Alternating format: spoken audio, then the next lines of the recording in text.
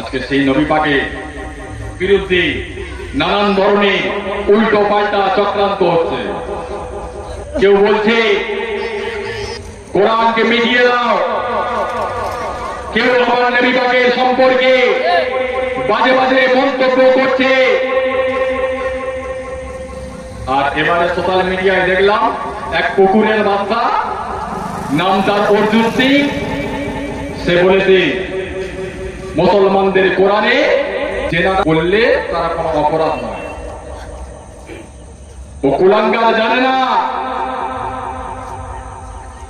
আল্লাহ পাক কোরআন শরীফের ভিতরে বললেন লা তাকরাবুজ জিনা ইন্নাহু কানা ফাহিশাতাও ওয়া সাআ সাবিলা।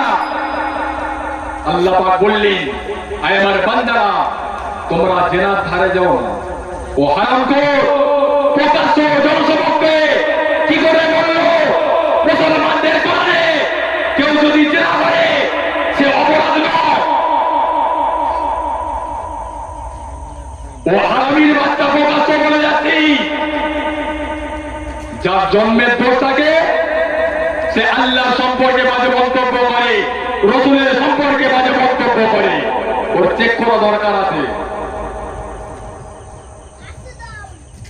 আমার নবী বলে গিয়েছে কেউ যদি জেনা করে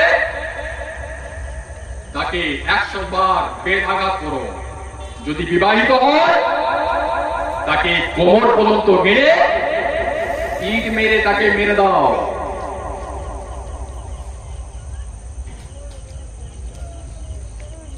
কোন ব্যক্তি যদি বিজেপি পার্টি নিয়ে উল্টো পাল্টা মন্তব্য করে তার জরিমানা হয়, জেল হয়।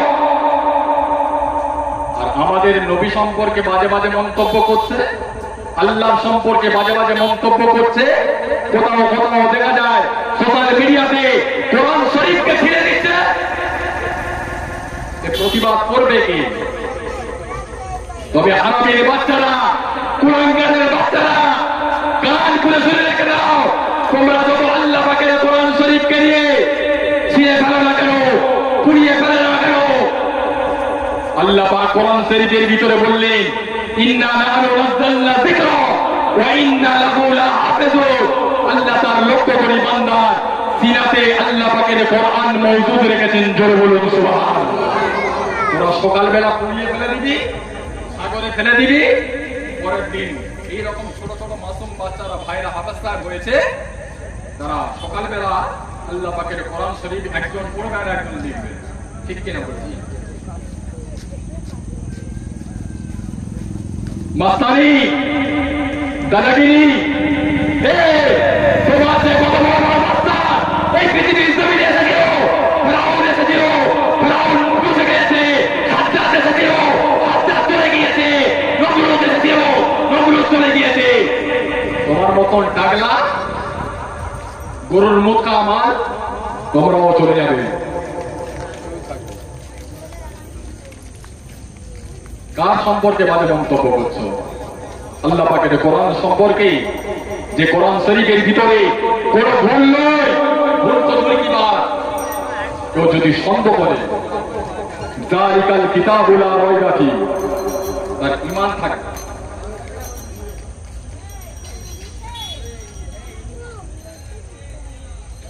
অন্যায়ের বিরুদ্ধে প্রতিবাদ করা ঈমান। তুমি যদি হাত দিয়ে রুখতে না পারো, হাত দিয়ে রোকার দরকার নাই, মুখ দিয়ে প্রতিবাদ করো।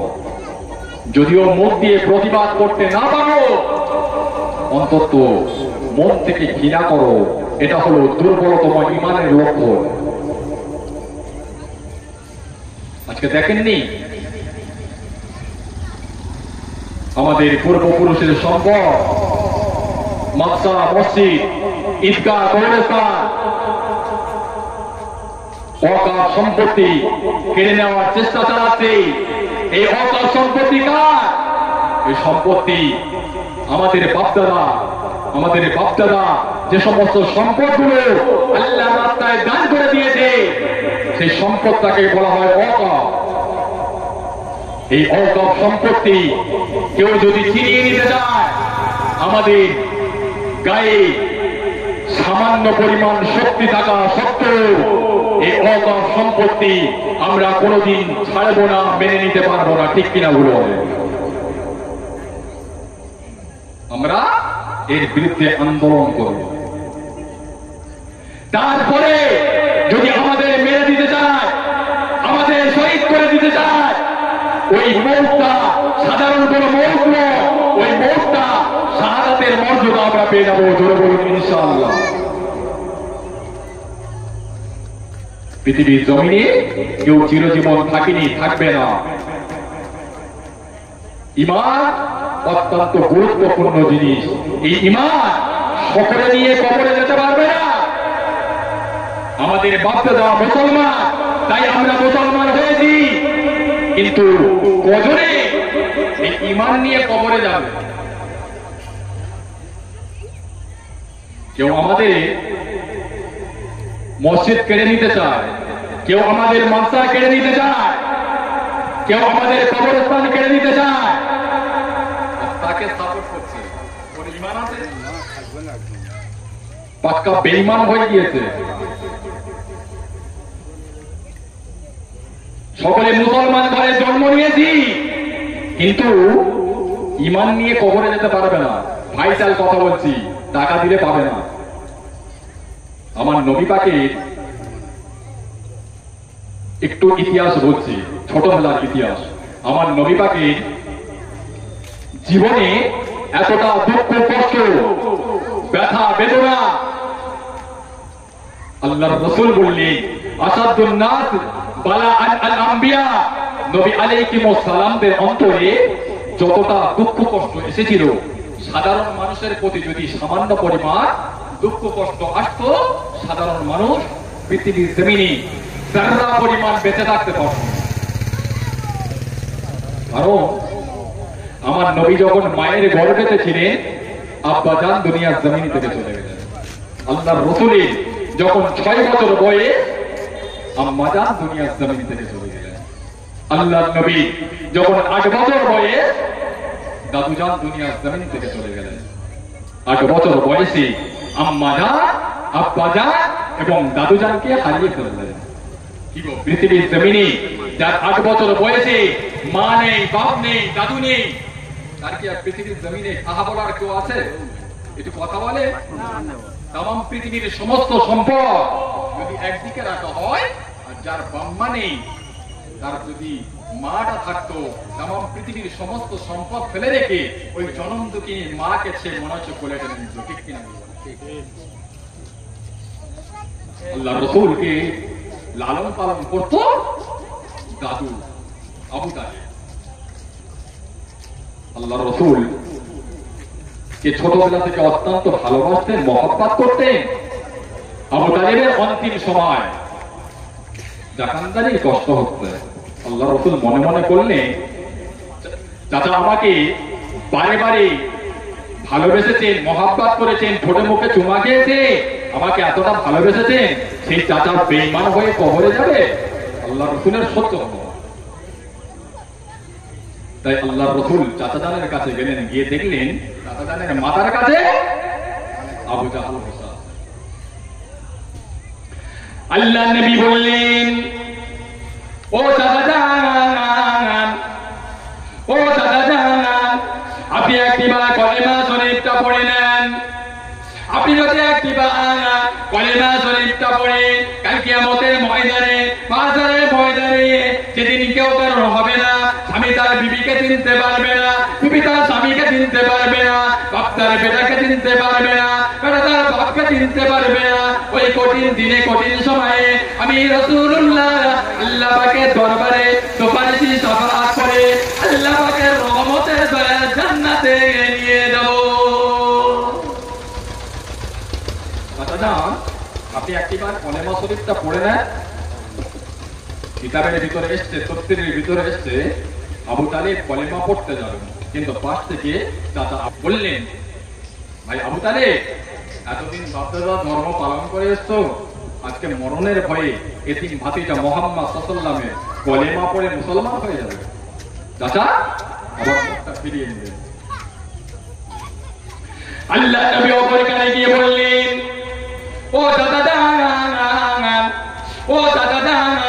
আপনি একটিবার কলেমা শরীফটা পড়ে, আপনি যদি একটিবার কলেমা শরীফটা পড়ে, কাল কিয়ামতের ময়দানে আল্লাহ পাকের নাম হবে ইয়া আল্লাহ ইয়া কাহার। আল্লাহ পাকের দরবারে কেউ যেতে পারবে না। কিয়ামতের ময়দানে আল্লাহ পাক যাররা যাররা পরিমাণ হিসাব নেবে। ও দাদা জান, কাল কিয়ামতের ময়দানে আল্লাহ পাকের দরবারে দাঁড়িয়ে আপনার জন্য সুপারিশ করে আল্লাহ পাকের রহমতের দয়ার জান্নাতে নিয়ে যাব। দাদা জান, আপনি কলেমা শরীফটা পড়ে না? পাশ থেকে আবু তালেব কলেমা পড়তে যাবে, কিন্তু আবু জাহাল পাশ থেকে মানা করবে। তাই আবু তালেব আবার মুখটা ফিরিয়ে আল্লাহ পাক কোরআন পাক নাযিল করলেন, ও আমার হাবিব, আপনি আপনার চাচাকে যতবারে বারে কলেমা শরীফ পড়ান না কেন, আপনার চাচা কলেমা পড়বে না। কারণ হলো আমি আল্লাহ পাক যাকে হেদায়েত দিই সে হেদায়েত পায়, যাকে হেদায়েত দিই না সে কখনো হেদায়েত পাবে না। আল্লাহ পাক কোরআন পাক নাযিল করলেন, ইন্নাকা লা তাহদি মান আহবাবতা ওয়ালাকিন্নাল্লাহা ইয়াহদি মান ইয়াশা ওয়া হুয়া আ'লামু বিল মুহতাদিন। হেদায়েত সবার নসিবে আছে। আমার নবীকে অত্যন্ত ভালোবেসেছিল, আমার নবীকে অত্যন্ত প্রিয় করেছিল, আমার নবীকে অত্যন্ত মহব্বত করেছিল, আমার নবীকে সবসময় কোলে নিয়ে ঘুরত। সেই আবু তালেব কবরে চলে গেল বেঈমান। আজকে তুমি মুসলমান বলে দাবি করছো, বেঈমান হয়ে কবরে যাবে না তো? কাকে সাপোর্ট করছেন? কার সাথ দিচ্ছে? ভালো মানুষকে সাপোর্ট করে, ভালো মানুষকে সহযোগিতা করে। আজকে আমার ভাইরা এই যে জলসাটা দিচ্ছে, আপনারা সকলে সাপোর্ট করেছিলেন বলে তো জলসাটা হচ্ছে। আপনি যদি মদকে সাপোর্ট করতে, গাঁজাখোরকে যদি সাপোর্ট করতে, চুল্লুখোরকে যদি সাপোর্ট করতে, তারা ফাংশন দিত, গায়ন দিত। সৎসঙ্গ স্বর্গবাস, অসৎসঙ্গে নরকবাস।